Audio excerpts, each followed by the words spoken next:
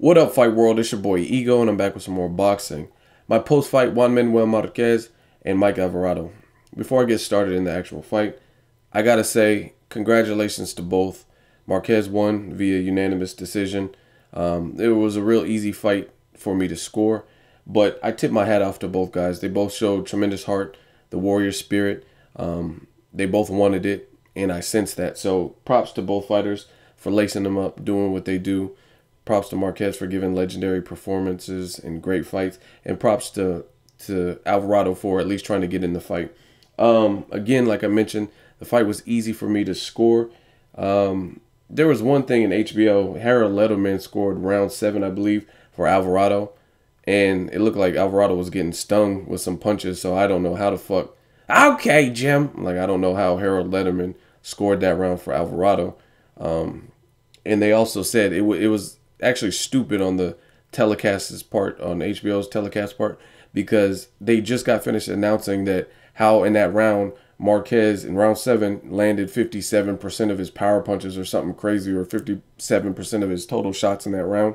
And seconds later they talk about how Harold Letterman scored the round for Alvarado, and it looked like he was getting shaken up. It looked like Alvarado was getting shaken up. So piss poor job right there in that little spot from HBO. As far as the fight, like I said, other than that, it was very easy for me to score. I gave a couple rounds to Mike Alvarado, not round 7.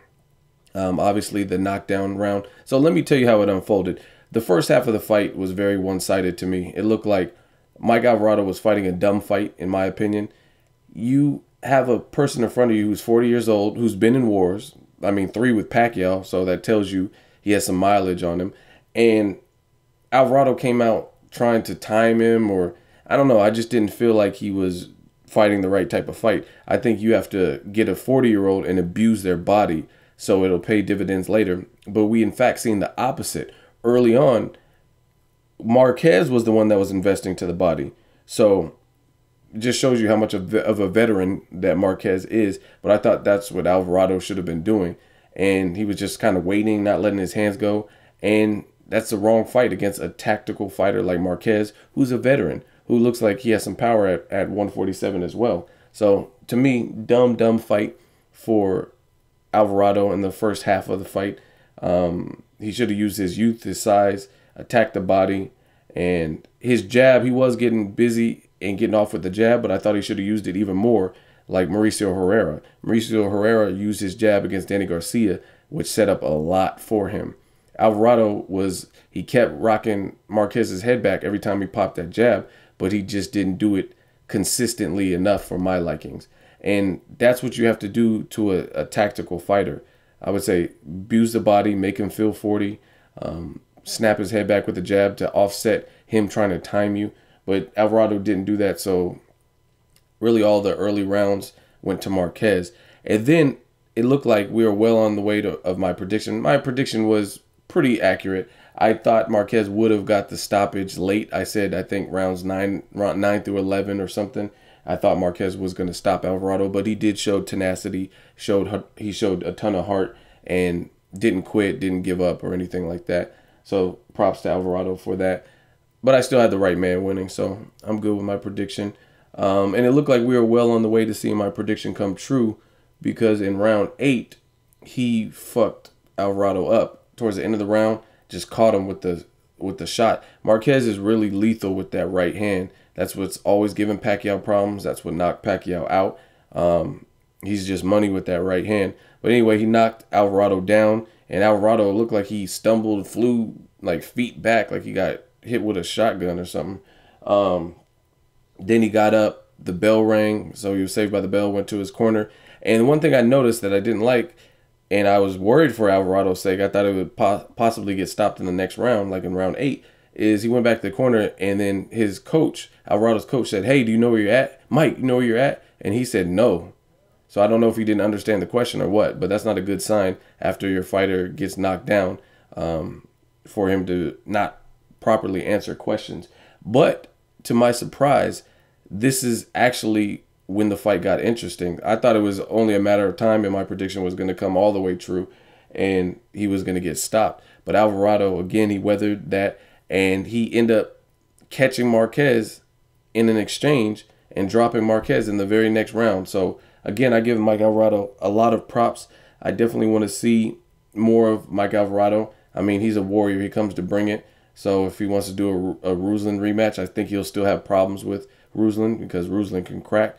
And Ruslan can take an early beating just to get you in the later half. And we know Ruslan's power is good all the way until even the 12th round. He had Bradley like taking bended knee like he was proposing to his wife or some shit in the 12th round. So we know Ruslan's power is good late. And that's actually when he stopped Alvarado, was late in the fight, around 10 or 11 or something like that.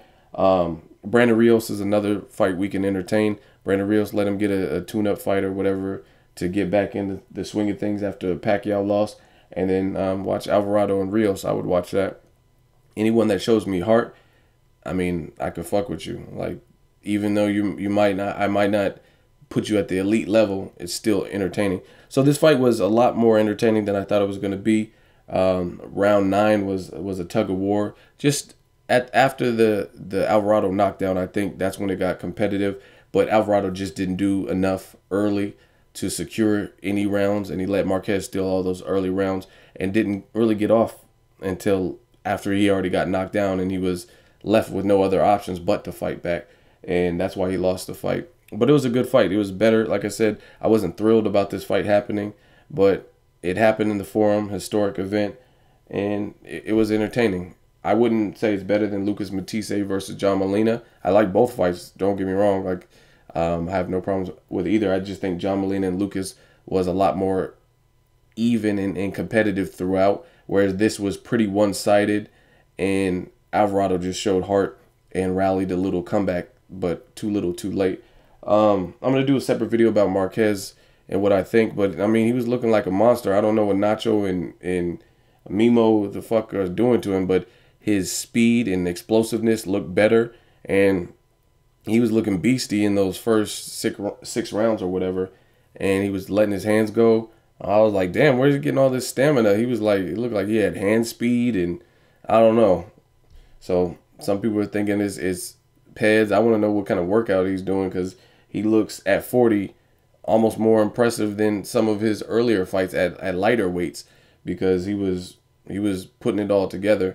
But I like that body work and that commitment and that dedication. Marquez, of course, has a chin, so he's able to fight back. And it was a good match because both fighters are the type of warriors where you hurt them and they want to hurt you back instantly, and it makes them fight even better. So both fighters brought the best out of each other. So I'll make a separate video as far as what I want to see next from Marquez. Let me know what you guys think of the fight if you watched it. If you didn't, you missed out. As always, hate, comment, or subscribe. Till next video, it's Ego signing off.